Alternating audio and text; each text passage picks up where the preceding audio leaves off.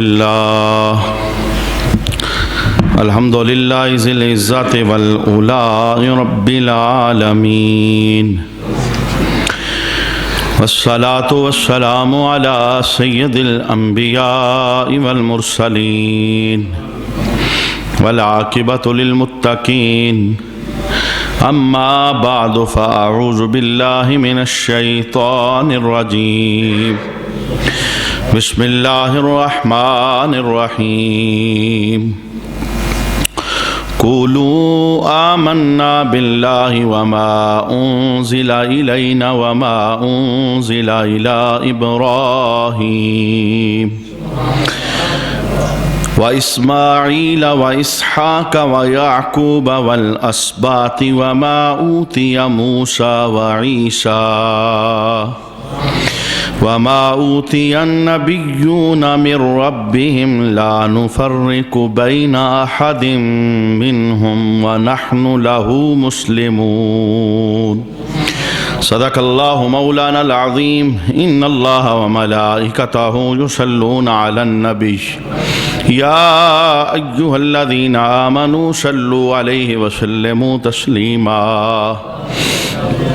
اللهم صل على سيدنا ومولانا محمد وعلى آل سيدنا ومولانا محمد وبارك وسلم وصل عليه الصلاة والسلام عليك يا سيدي يا رسول الله صلاة والسلام عليك يا سيدي يا حبيب الله صلاة والسلام عليك يا سيدي يا شفيع المذنبين وعلى آلك واصحابك يا سيدي يا رحمة للعالمين بعد حمد و صلاة لائق عزت و تکریم جمیع احباب سمین علی وقار یہودیوں کی شرارتیں رسول رحمت صلی اللہ تعالیٰ علیہ وآلہ وسلم کی مدنی طریق کی راہ کے اندر رکاوٹوں کی کوششیں، اس عنوان پر ہماری گفتگو گزشتہ کئی نشستوں سے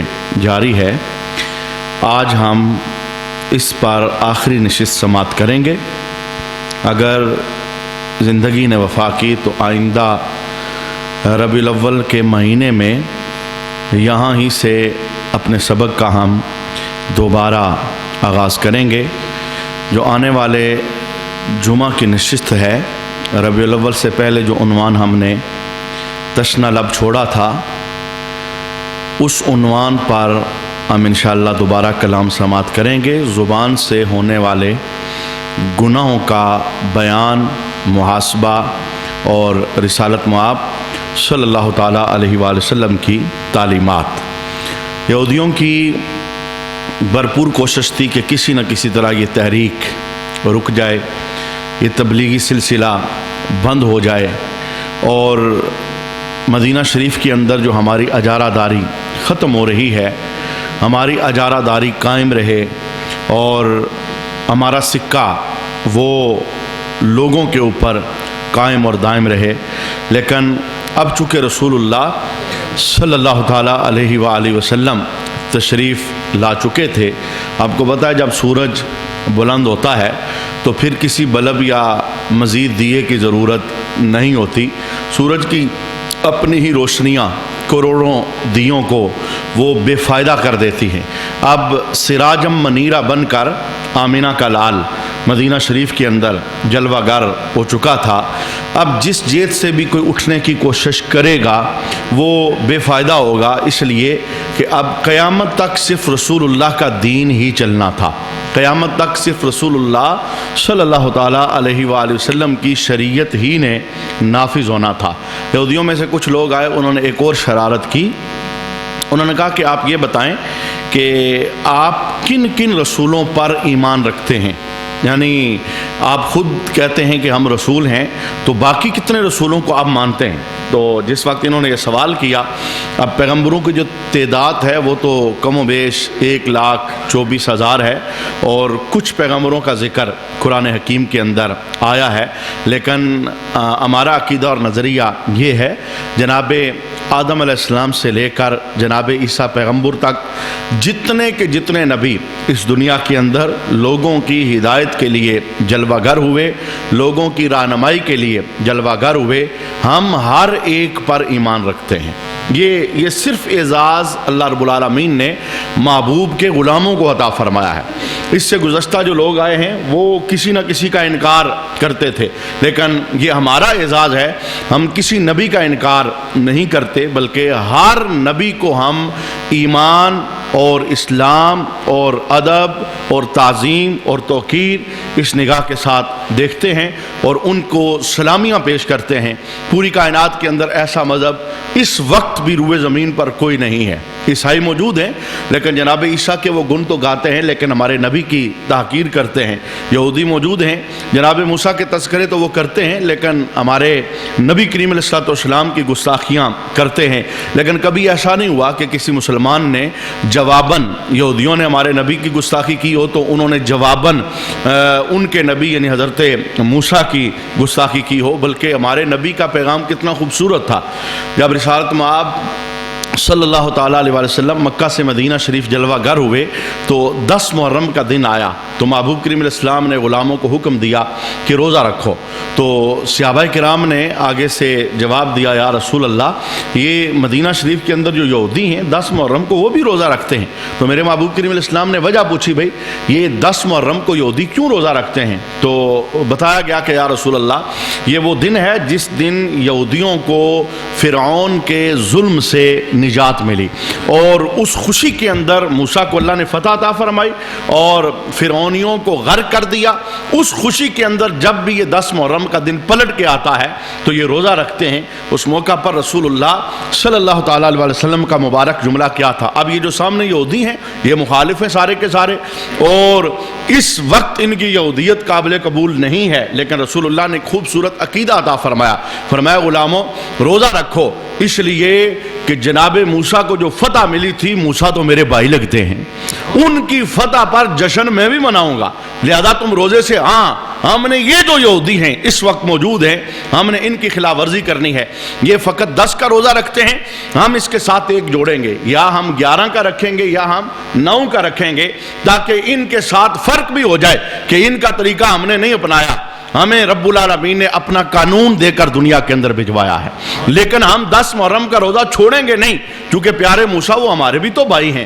تو کبھی ایسا نہیں ہوا کہ مسلمان نے یہ کہا ہو کہ چونکہ عیسائیوں نے ہمارے نبی کی توہین کر دیا تو ہم ان کے نبی کی توہین کریں گے۔ یہ اعزاز اللہ رب العالمین نے ہمیں ہی عطا فرمایا ہے۔ جس وقت ہم میں سے کہ بندہ ایمان کی بنیادی چیزوں کی تلاوت کرتا ہے، ایمان مفصل ہے، ایمان مجمل ہے، تو اس کے اندر باقاعدہ ہم اس بات کا اقرار کرتے ہیں کہ ہم سارے کے سارے نبیوں پر ایمان رکھتے ہیں، ہم سارے کے سارے رسولوں پر ایمان رکھتے ہیں، اور کسی کی توہین، ادنا توہین بھی ہم برداشت نہیں کرتے۔ جیسے ہم اپنے نبی کی توہین برداشت نہیں کرتے، اور کوئی اس طرح کا لفظ جو ان کی شان کے اندر محسوس ہوتا ہو کہ ان کی عزت پر حملہ ہے، جیسے ہم اپنے نبی کے متعلق برداشت نہیں کر سکتے، ہم کسی اور نبی کے متعلق بھی یہ کلام برداشت نہیں کر سکتے۔ یہ ادب آداب ہمیں کس نے بتایا ہے؟ یہ ادب آداب ہمیں آمنہ کے لال نے بتایا ہے۔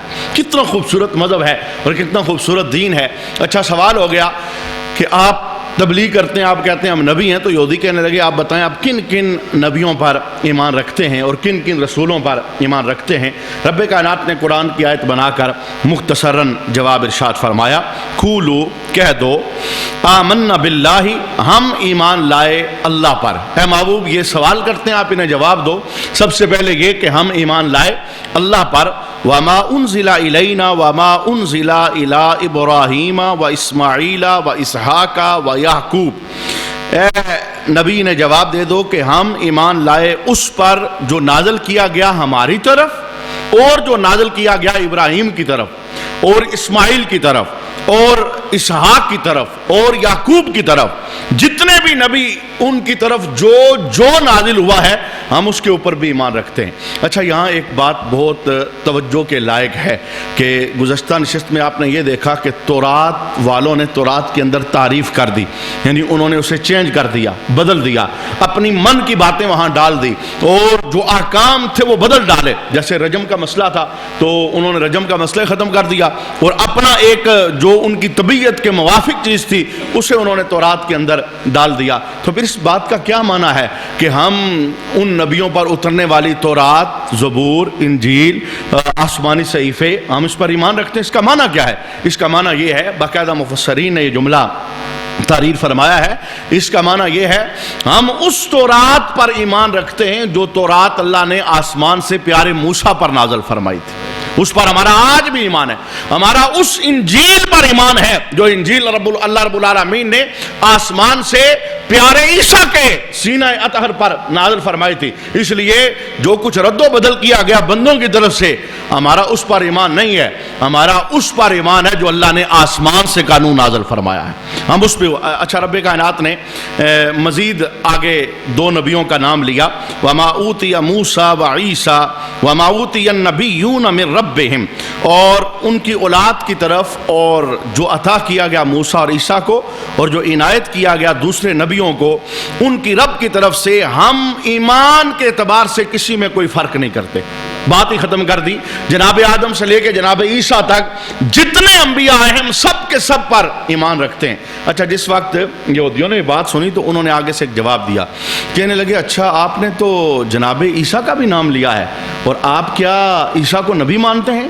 یہودی معاذ اللہ جناب عیسیٰ کو نبی نہیں مانتے تھے، یعنی ان کی عیسائیوں کے ساتھ دشمنی تھی، اس دشمنی کے اندر جناب عیسیٰ کی نبوت کا یہ انکار کرتے تھے۔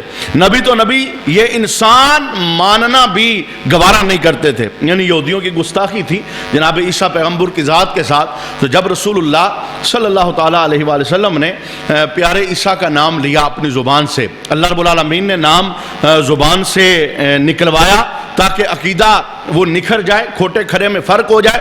جس وقت کہ زبان سے نام نکلا تو کہنے لگے آپ عیسیٰ کو مانتے ہیں؟ میرے محبوب نے کہا ہاں، عیسیٰ پیغمبر ہیں، اللہ رب العالمین نے انہیں بھجوایا ہے۔ پھر مزید جناب عیسیٰ کے متعلق احکام بھی قرآن کے اندر نازل ہوئے کہ اس وقت اللہ تعالیٰ نے انہیں زندہ آسمانوں پر رکھا ہوا ہے۔ ابھی جناب عیسیٰ پر موت طاری نہیں ہوئی، یہ باقاعدہ قرآن پاک کا نظریہ ہے، ابھی موت طاری، انہیں زندہ اٹھا لیا گیا تھا، یہ پورا واقعہ قرآن حکیم کے اندر موجود ہے۔ پھر قرب قیامت کے اندر اللہ کریم انہیں زمین کے اوپر بھجوائے گا، اور پھر مزے کی بات یہ ہے جب قیامت کے قریب میں جناب عیسیٰ زمین پر آئیں گے تو مستقل اپنی شریعت لے کے نہیں، بلکہ جب وہ آئیں گے تو آمنہ کے لال کی شریعت کا جھنڈا اٹھا کر آئیں گے، یعنی یہ مستقل رسول اللہ صلی اللہ علیہ وسلم کی جو شریعت ہے اس کے علمبردار بن کر وہ دنیا کے اندر جلوہ گر ہوں گے۔ یہودی کہنے لگے جی ہم آپ کو نہیں مانتے، اور نہ ماننے کی وجہ یہ ہے کہ آپ جناب عیسیٰ کو پیغمبر مانتے ہیں۔ تو میرے محبوب کریم علیہ السلام نے فرمایا کہ تم مجھے مانو یا نہ مانو، میں تو عیسیٰ کا نام لینا نہیں چھوڑ سکتا۔ ایسا تو نہیں کہ میں اب تمہاری وجہ سے کہوں کہ میں پیارے عیسیٰ کا نام نہیں لیتا، یہ کوئی اس طرح کی میری تمہارے ساتھ صلح نہیں ہو سکتی۔ اچھا، انہوں نے ایک سازش اور کی، اور یہ بھی بڑی خطرناک سازش تھی۔ رسول اللہ صلی اللہ تعالیٰ علیہ وسلم کے پاس انہوں نے کچھ سفیر بھیجے، یعنی جو بڑے بڑے قوم کے لوگ تھے وہ بھیجے۔ وہ آ کے کہنے لگے کہ ہمارا کچھ لوگوں کے ساتھ جھگڑا ہے، اور یہ دشمنی بڑی درینہ دشمنی ہے اور پرانی دشمنی ہے، اگر آپ ان کے ساتھ ہمارا صلح نامہ کروائیں، لیکن صلح کے اندر آپ فیصلہ ہمارے حق میں کر دیں، جو بھی ہو، غلطی ہماری ہے یا ان کی ہے، آپ فیصلہ ہمارے حق میں کر دیں، تو ہم کیا کریں گے، ہم آپ پر ایمان لے آئیں گے، اور جب ہم آپ پر ایمان لائیں گے تو ہزاروں لوگ جو ہمارے تابع ہیں وہ بھی آپ کا کلمہ پڑھ لیں گے، آپ پر ایمان لے آئیں گے۔ اب یہ بہت بڑی ان کی چال تھی، وہ دیکھنا چاہتے تھے کہ کیا لالچ کے اندر آ کر یہ فیصلہ غلط کر دیں گے، اور پھر اگر یہ فیصلہ غلط کر دیں تو سمجھ لو کہ یہ نبی نہیں ہے، حالانکہ انہیں پہلے ہی پتا تھا کہ یہ نبی ہیں، رسول ہیں، تو رات کے اندر انہوں نے سارا پڑھا ہوا تھا۔ اب جس وقت انہوں نے رسول اللہ کے سامنے آ کر اپنی اس خواہش کا اظہار کیا کہ آپ ایسا کریں کہ جن قبیلوں کے ساتھ ہماری دشمنی ہے آپ ان کے ساتھ ہماری صلح کروائیں، اور صلح کے اندر فیصلہ ہمارے حق میں ہونا چاہیے، ہمارے خلاف نہیں ہونا چاہیے۔ جس وقت انہوں نے آ کر یہ جملہ بولا تو میرے محبوب کریم علیہ السلام فرمانے لگے صلح کرانے پر مجھے کوئی اعتراض نہیں ہے، صلح کرانے کا مجھے میرے رب نے حکم عطا فرمایا ہے، میں بندوں کو جوڑنے آیا ہوں، توڑنے نہیں آیا۔ میری تعلیمات یہی ہے، روٹھے ہوئوں کو منا لیا جائے، ٹوٹے ہوئوں کو جوڑ دیا جائے، بکھرے ہیں انہیں دوبارہ ایک دوسرے کے ساتھ جوڑ دیا جائے، میری تعلیمات یہ ہے۔ لیکن جو جملہ تم بول رہے ہو نا کہ فیصلہ تمہارے حق میں ہو، فرمایا نا، فیصلہ وہی ہوگا جو عدل پر مبنی ہوگا۔ میں تمہارے حق، اگر تمہارے حق میں بنا تو میں فیصلہ تمہارے حق میں دے دوں گا، اور اگر تمہارے حق میں نہ بنا تو میں فیصلہ تمہارے حق میں نہیں دوں گا، تمہارے خلاف دے دوں گا۔ میں عدل کا دامن نہیں تھاموں گا، اس لیے کہ میں کوئی عام بندہ نہیں ہوں، اللہ نے مجھے نبوت کا نور دے کر دنیا کے اندر بھجوایا ہے۔ یہ ایک ان کا دوسرا وار تھا۔ اب انہوں نے رسالت مآب صلی اللہ تعالیٰ علیہ وسلم کے سامنے آ کر ایک تیسرا حملہ کیا اس تحریک کو روکنے کے لیے۔ یہ بھی ایک سازش تھی۔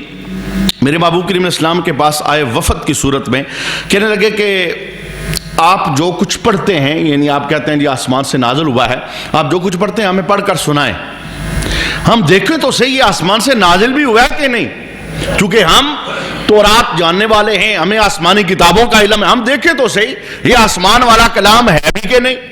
میرے محبوب کریم علیہ السلام نے قرآن حکیم کی تلاوت شروع کی، اور کتنے یہ ڈیٹھ تھے اور کتنی بغاوت کرنے والے تھے۔ جس وقت رسالت مآب صلی اللہ تعالیٰ علیہ وسلم نے کلام پڑھا تو کہنے لگے ہمیں تو اس کلام میں کوئی حسن ترتیب نظر نہیں آتی، یہ تو منظم کلام ہی نہیں ہے، یہ تو اللہ کا کلام نہیں ہے۔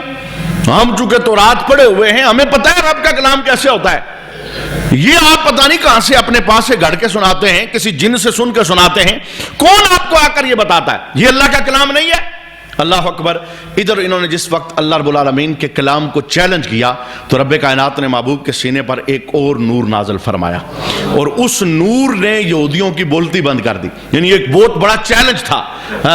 رب کائنات نے کہا کہ محبوب یہ یہودی آپ کے پاس وفد کی صورت میں آ کے کہتے ہیں یہ آسمانی کلام نہیں ہے، ہمیں چونکہ آسمانی کلام کا اندازہ ہے، ہم تورات پڑھنے والے ہیں، اس کلام میں ترتیب نہیں ہے، حسن نہیں ہے، یہ منظم نہیں ہے۔ تو رب کائنات نے کہا محبوب انہیں بتا دیں کل اجتمعت الانس والجن، محبوب کریم علیہ السلام نے فرمایا میرا رب کہتا ہے بطور چیلنج کہہ دو اگر اکٹھے ہو جاؤ سارے کے سارے انسان، جو شریر ہو، جو باغی ہو، جو منکر ہو، اس کلام کو کلام اللہ کہنے سے انکار کرنے والوں، تم سارے مل جاؤ، ایک دو تین چار نہیں، ہزاروں ہو تو ہزاروں، لاکھوں ہو تو لاکھوں، اربوں ہو تو اربوں، سب کے سب مل جاؤ، اور تم اکیلے نہ ملو بلکہ جنات جتنے بھی شریر ہیں انہیں بھی اپنے ساتھ اکٹھا کر لو۔ اللہ ارشاد فرماتا ہے الا ان یاتوا بمثل ھذا القرآن، تو پھر ایسا کرو سارے اکٹھے ہو جاؤ اور قرآن کی مثل کوئی کلام لے کے آ جاؤ۔ یہ اگر میرا اپنا کلام ہے میں تو بندہ ہوں، پھر اگر یہ بندے کا کلام ہے تو تم بھی بندے ہو،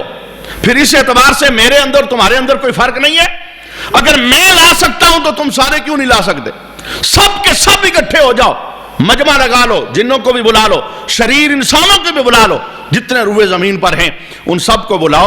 اور رب کائنات نے ساتھ یہ بھی کہا لا یاتون بمثلہ، ہم ساتھ چیلنج کرتے ہیں تم لا نہیں سکو گے اس کی مثل، اس لیے کہ بندوں کا کلام ہی نہیں ہے۔ ہم تب کہیں کہ کوئی لا سکے گا اگر کلام بندے کا ہوتا، یہ بندے کا کلام نہیں ہے، یہ تو ہمارا کلام ہے۔ اور اس کی شان کیا ہے؟ لو انزلنا ھذا القرآن، اگر یہ پہاڑوں کے اوپر نازل ہوتا ہے یہ قرآن تو پہاڑوں میں سکت نہیں تھی، ریزہ ریزہ ہو جاتے۔ یہ تو میرے محبوب کا سینہ ہے جس نے کلام کو نرم کر کے 10 سال کے بچے کے سینے میں محفوظ فرما دیا۔ یہ کلام اللہ رب العالمین کا کلام ہے۔ رب کائنات نے کہا ساتھ ہم چیلنج دیتے ہیں تم نہیں لا سکو گے، اور پھر ساتھ کیا کہا وَلَوْ كَانَ بَعْضُهُمْ لِبَعْضٍ ظَهِيرًا، ایسا کرو اس سلسلے میں تم ایک دوسرے کے مددگار بن جاؤ، حامی بن جاؤ، علم والے بلا لو، گفتگو والے بلا لو، زبان والے بلا لو، اور حکمت اور دانش کے پھول بکھیرنے والے اکٹھے کر لو، سب کو بلاؤ اور بلا کے کوئی اس کلام کی مثل لے آؤ۔ اب یہ اتنا بڑا چیلنج تھا، اتنا بڑا چیلنج تھا، اگر یہودی سچے ہوتے تو لے آتے، اگر یہودی سچے ہوتے تو انہیں جنگیں نہ کرنا پڑتی، اگر یہودی سچے ہوتے تو ان کی گردنیں نہ کٹتی، چونکہ یہ چھوٹا مطلب ان کے اعتبار سے ایک چھوٹا سا کام تھا کلام بنانا، اگر یہ بندوں کا کلام تھا۔ پھر رب کائنات نے اپنے چیلنج کو قرآن حکیم کی مختلف آیات میں مزید کم کیا، کہا پورا کلام تو بہت مشکل ہے، تم ایسا کرو ایک صورت ہی لے آؤ، پھر بھی کوئی چیلنج قبول نہ کر سکا. رب کائنات نے مزید کام کیا, کہا صورت تو بہت مشکل ہے, ایسا کرو میرے کلام جیسی ایک آیت بنا کے لے آؤ. کسی میں دم ہے اس کلام جیسی ایک آیت لے کے آؤ, تمام روئے زمین کے لوگوں کو اکٹھا کرو, اور جب سمجھ جاؤ اس جیسا تم کلام نہیں لا سکو گے, پھر سمجھ لو کلام بھی سچا ہے, لانے والا محمد بھی سچا ہے. اسی لیے قرآن حکیم کی ابتدا ہی اسی لفظ کے ساتھ کی گئی, الف لام میم ذالک الکتاب لا ریب فیہ. الف لام میم حروف مقطعات, یہ وہ کتاب ہے لا ریب فیہ, اس میں کوئی شک نہیں ہے, اس میں ریب نہیں ہے. اور مفسرین نے باقاعدہ جملہ لکھا کہ اصل یہ کلام ہمیں ملا کیسے. ہم تو کلام لے ہی نہیں سکتے تھے, نہ ہماری آنکھوں میں سکت, نہ ہماری زبان میں سکت. ہم اللہ سے کیسے ہم کلام ہوتے, ہم اللہ سے کلام کیسے وصول کرتے. مفسرین نے باقاعدہ جملہ لکھا, اصل اللہ بتانا چاہتا ہے, میں نے جو ابتدا میں کہہ دیا نا اس کلام میں کوئی شک نہیں ہے, یہودیوں کو بتا دو, مشرکوں کو بتا دو, کافروں کو بتا دو, میرے محمد عربی کے ساتھ دشمنی کرنے والوں کو بتا دو, اگر یہ کلام ہم نے بھیجا ہے اس میں کوئی شک نہیں ہے, تو جس کے سینے پر بھیجا اس محمد میں بھی کوئی شک نہیں ہے. وہ بھی بغیر عیب کے ہیں, اور ان کی ذات کے اندر بھی کوئی شک اور شبہ نہیں ہے. یہ ان کا ایک تیسرا وار تھا.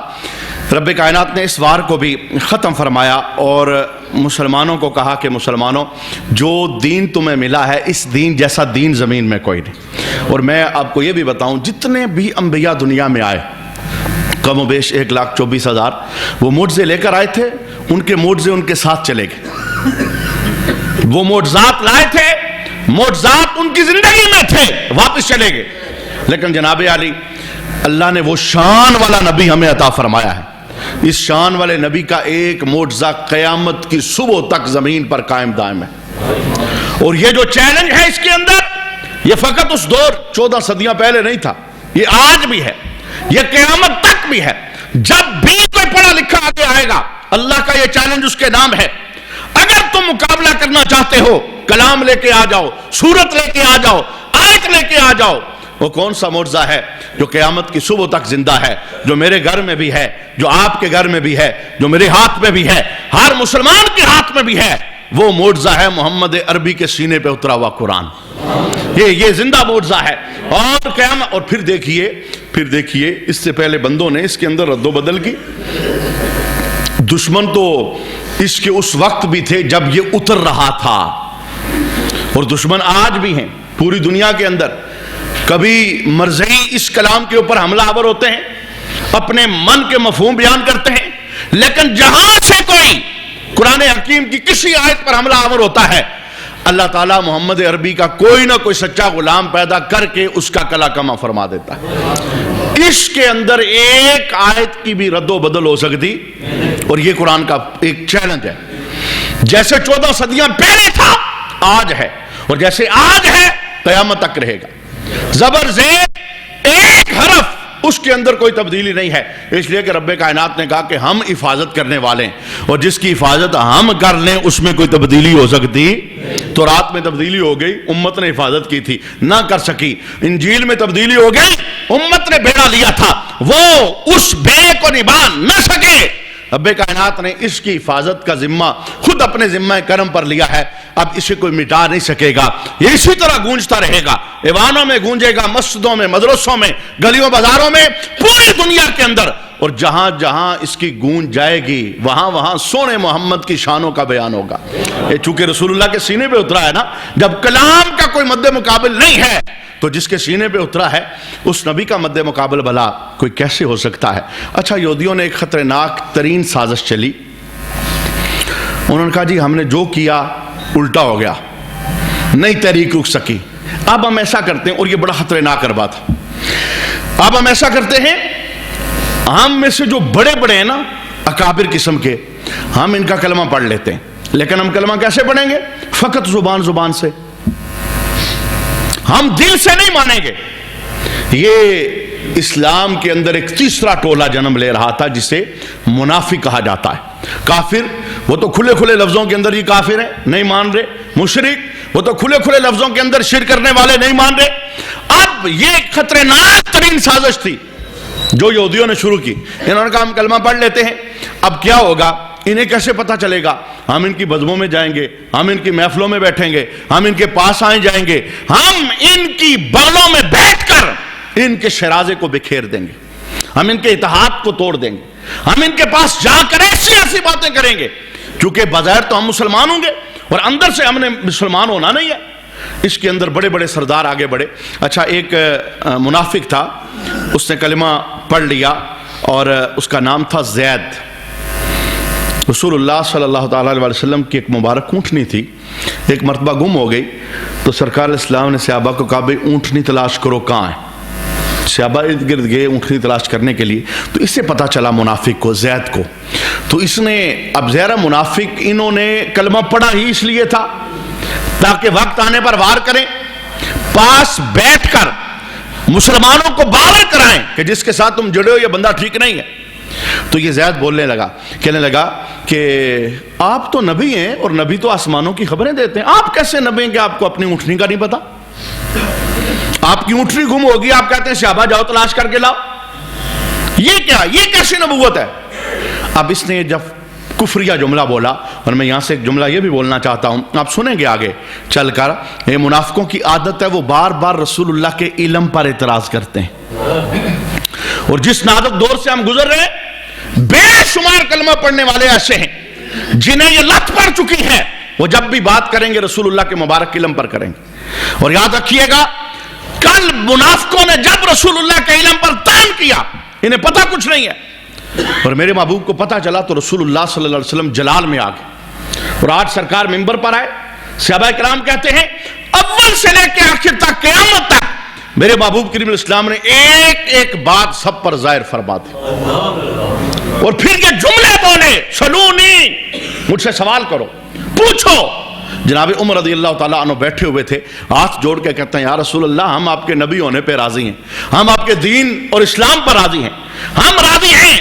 حضور یہ منافقوں نے اعتراض کیا ہے, آپ جلال نہ فرمائے. لیکن میرے محبوب کریم الاسلام نے اتنا لمبا خطبہ دیا, فجر سے زور تک, پھر زور سے عصر تک, پھر عصر سے مغرب تک, مغرب سے عشاء تک. صحابہ کہتے ہیں ہم میں سے سب سے بڑا عالم وہ ہے جس نے اس دن رسول اللہ صلی اللہ علیہ وسلم کی زبان سے نکلنے والے موتیوں کو زیادہ محفوظ فرمایا. اور پھر اس دن میرے حبیب کا اعلان کیا تھا, فرمایا تم کیا سمجھتے ہو مجھے پتا نہیں, میں چپ ہوں تو اس کے اندر حکمتیں ہیں, تم میرے پیچھے کھڑے ہو کے نماز پڑھتے ہو اور کہتے ہو مجھے پتا نہیں. آج میرے محبوب نے بڑے مجمع کے اندر اعلان فرمایا, فرمایا فلاں بھی منافق یہاں بیٹھا ہے, فلاں بھی منافق یہاں بیٹھا ہے, میرے صحابہ اٹھو, ایک ایک کا ہاتھ پکڑو اور میری مسجد سے اسے نکال دو. یہ ایک بہت بڑا, آج منافقوں کی سوچ کے اندر بھی یہ بات نہیں آ سکتی تھی کہ ہمارے ساتھ ایسا بھی ہوگا. اور پھر حضرت ابو ایوب کہتے ہیں سب سے پہلا مجاہد میں ہوں, میں نے اپنے قبیلے کا ایک منافق, مجھے پتا تھا یہ منافق ہے, بڑی لمبی اس کی داڑھی تھی, کہتے ہیں کہ میں نے اس کی داڑھی کو پکڑا نا اور پکڑ کے گھسیٹ کے رسول اللہ کی مسجد سے نکالا. میں نے کہا اندہ میرے مصطفیٰ کی مسجد کے قریب نہ آنا, اس لیے اللہ کو سجدہ اسی کا پسند ہے جو مصطفیٰ کو جانے والا ہوتا ہے. تم دل کے اندر بغض, دل کے اندر نفرت, اور پھر آ کے سجدہ کرتے ہو. حضرت عمر رضی اللہ تعالیٰ عنہ دیگر صحابہ نے ایک ایک بندہ پکڑا اور پکڑ کر اسے مسجد سے نکالا, اور یہ رسول اللہ کے سامنے میرے محبوب کریم علیہ السلام. اور پھر ایک بندہ کھڑا ہو گیا تھا, اس نے کہا تھا کہ آج آپ سارے علم سے پردے اٹھا رہے ہیں, مجھے بتائیں میرا باپ کون ہے. اب یہ ایک ایسا سوال ہے جناب, یہ ماں ہی بتا سکتی ہے, کوئی اور نہیں بتا سکتا. مجھے بتائیں میرا باپ کون ہے. میرے محبوب کریم علیہ السلام نے کہا کہ اب تو نے پوچھ لیا ہے تو میں بتا دیتا ہوں, ورنہ جو پردہ رب نے رکھا ہے میں نے بھی رکھا تھا, اب تو نے سوال کیا ہے میں بتا دیتا ہوں. جس کی طرف تو منسوب ہے وہ تیرا باپ نہیں ہے, تیرا باپ فلاں بکریاں چرانے والا چرواہ. اور پھر گھر جا کے اس نے تلوار سیدھی کر کے ماں سے پوچھا تھا, ماں آج مسجد سے میں سن کے آیا ہوں, مجھے سچی بات بتا. اس لیے ہماری ان کے ساتھ مخالفت ہے, لیکن ہم یہ بات ضرور جانتے ہیں وہ جب بھی بولتے ہیں سچ ہی بولتے ہیں. اس کے علاوہ ماں نے کہا کہ تیرا باپ ہجڑا تھا اور تو برائی کے نتیجے کے اندر پیدا ہوا ہے. یہاں تک رسول اللہ صلی اللہ علیہ وسلم نے علم پر تانا لگا, علم پر اعتراض ہوا. میرے محبوب کریم اسلام نے کہا پوچھو, اور میں یہاں سے جملہ یہ بولنا چاہتا ہوں کہ کبھی بھی رسول اللہ کی ذات کا جو علم ہے اس پر لفظ نہ بولنا، بلکہ کیا کہنا، یہ جملہ بولنا، میرے محبوب کو اللہ نے ہر جہت کے ساتھ علم سے نوازا ہوا ہے۔ ہم کون ہوتے ہیں؟ ہم کون ہوتے ہیں رسول اللہ کی ذات پر اٹیک کرنے والے؟ ان کے پاس یہ نہیں تھا، ان کے پاس یہ نہیں تھا۔ مجھے ایک عالم کا مناظرہ بہت اچھا لگا، ایک کتاب کے اندر انہوں نے لکھا اپنے مناظرے کا حوال، کہا میرا ایک باطل بندے کے ساتھ اس بات پہ مناظرہ ہو گیا، اس نے کہا حضور کے پاس سارا علم نہیں ہے، اور میں نے کہا حضور کے پاس سارا علم ہے، رات بھر وہ بھی مطالعہ کرتا رہا اور رات بھر میں بھی پڑھتا رہا، اور جب میں صبح مناظرہ کرنے اس کے سامنے بیٹھا تو میں نے ایک جملہ بولا جس پر وہ زہر ہو گیا۔ میں نے کہا دیکھنا، میرا مقدر اپنا ہے اور تیرا مقدر اپنا ہے، تو پوری رات رسول اللہ کے نقص نکالتا رہا اور میں پوری رات سونے محمد کی شانیں پڑھتا رہا۔ یہ میرا مقدر اپنا اور تیرا، اور پھر اسے سمجھ آ گئی واقعی میں غلطی پر ہوں، میں تو اس لیے دیکھ رہا تھا کوئی کمی مل جائے تاکہ میں مناظرے میں اسے نیچے کر دوں اور میں جیت جاؤں، لیکن جناب عالی کمی تو اللہ نے اس وجود میں رکھی کوئی نہیں۔ یہ خلیفہ بن کے آئے ہیں، اور جب خلیفے کے اندر کوئی کمی ہوگی تو بات اللہ کی ذات تک جائے گی۔ رب نے اپنا نائب بنا کر بھیجا ہے اور کہا ہے یا ایھا النبی انا ارسلناک شاہدا، محبوبہ ہم نے تجھے اپنی ذات کا گواہ بنا کر بھیجا ہے۔ کسی آنکھ میں یہ طاقت نہیں ہے مجھے دیکھ سکے، ہاں جس نے مجھے دیکھنا ہے وہ تجھے دیکھ لے، میں اسے اپنے جلوے عطا فرما دوں۔ جس نے میرا علم دیکھنا ہے وہ تیرا علم دیکھ لے، جس نے میری شان دیکھنی ہے وہ تیری شان دیکھ لے، تیری شان اسے میرے دربار پر پہنچا دے گی۔ اچھا جس وقت منافق بولا نا، کہنے لگا جی آپ نبی ہیں اور آپ اونٹنی کے لیے بنجے بھجوا رہے ہیں، اللہ اکبر۔ میرے محبوب کریم علیہ السلام، چونکہ بے شمار چیزوں کی حکمتیں ہوتی ہیں اپنی جگہ پر، میرے محبوب کریم علیہ السلام نے فرمایا اب چونکہ اس نے میرے علم پر تانا لگا دیا ہے اور میں محمد اس تانے کو برداشت اس لیے نہیں کرتا کہ اللہ نے مجھے علم سے بہرہ مند کر کے دنیا کے اندر بھجوایا ہے، فرمایا اسی کو بھیجو، فلاں جنگل کے اندر فلاں درخت ہے، اس کے ساتھ میری اونٹنی کی نکیل کی رسی پھنسی ہوئی ہے، اگر اسے میرے علم اسے لے کے جاؤ۔ اور پھر اس منافق کو ساتھ لے کے گئے اور منافق کی جناب آنکھیں شرم سے جھک گئی، جو سونے نے کہا تھا بالکل وہی واقعہ ہوا۔ میں نہیں، اس میں حکمت ہے، تلاش کے لیے بھیجا ہے، اس میں اور بے شمار حکمتیں ہیں، لیکن میں نہیں بتا رہا تھا اس میں بھی ایک حکمت ہے، ایسا نہیں تھا کہ مجھے پتا نہیں ہے۔ بہرکیف منافقوں نے ہر جہت کے ساتھ، ایک منافق نے جس نے لبادہ اوڑا تھا تقوی کا، پرہیزگاری کا، اس نے کہا کہ آپ کا دین ٹھیک نہیں ہے، اور رسول اللہ کے لیے اس نے یہ جملہ بولا تھا، اس نے کہا تھا کہ آپ جب بھی مریں گے نا تنہائی میں مریں گے، کوئی آپ کا اپنا آپ کے پاس نہیں ہوگا۔ تو رسول اللہ نے پلٹ کر جواب دیا، سرکار فرمانے لگے ہم میں سے جو جھوٹا ہے نا یہ دعا اس پر لگ جائے گی، ہم دونوں میں سے جو جھوٹا ہے یہ دعا اس پر لگ جائے گی، وہ تنہائی میں مرے گا، کم پرسی میں مرے گا، کوئی اپنا اس کے پاس نہیں ہوگا۔ اور پھر کیا ہوا؟ صحابہ کہتے ہیں کیونکہ ہمیں تو یقین تھا کہ سونا جو کہتا ہے وہ ہو جاتا ہے۔ کب یہ دعا پوری ہوگی؟ اب جس وقت مدینہ میں اسلام رونقیں پھیلانے لگا، وہ مدینہ چھوڑ کے بھاگا مکے پہنچا، رسول اللہ صحابہ لے کر مکے پہنچے، وہ مکہ چھوڑ کے بھاگا طائف چلا گیا، رسول اللہ غلاموں کو لے کے طائف پہنچے، وہ طائف چھوڑ کے جنگل میں چلا گیا، اور جنگل کے اندر درندوں کے بیچ میں اس کی موت آئی۔ اور میرے محبوب نے کہا غلاموں دیکھا ہے نا، اس نے کہا تھا کہ مجھے کہا تھا کہ آپ تنہائی میں مریں گے، اور میں نے کہا تھا جو جھوٹا ہے وہ تنہائی میں مرے گا، دیکھ لو اس جھوٹے کو اللہ نے جنگل میں درندوں کے بیچ میں موت عطا فرمائی۔ یہ یہودیوں کی سازشیں اور یہودیوں کے کرتوت، اسلام مخالف ان کی تحریکیں، اس عنوان پر ہم نے کئی نشستیں سماعت کی ہیں۔ انشاءاللہ اس کے بعد پھر اللہ رب العالمین نے ایک حکم دے دیا، جس حکم نے مسلمانوں کی تحریک کو بڑا پروان چڑھایا۔ آج تک صبر صبر صبر صبر تھا، لڑنا نہیں بھائی، جھگڑنا نہیں بھائی، کچھ نہیں کہنا بھائی، صبر کرنا ہے، تم تھوڑے ہو۔ آج حکمت معاب ایک حکم آ گیا، وہ حکم کیا تھا؟ اب جو مانتا ہے اسے ساتھ رکھو، جو نہیں مانتا اس کی گردن اتار دو۔ اس حکم کو حکم جہاد کہتے ہیں۔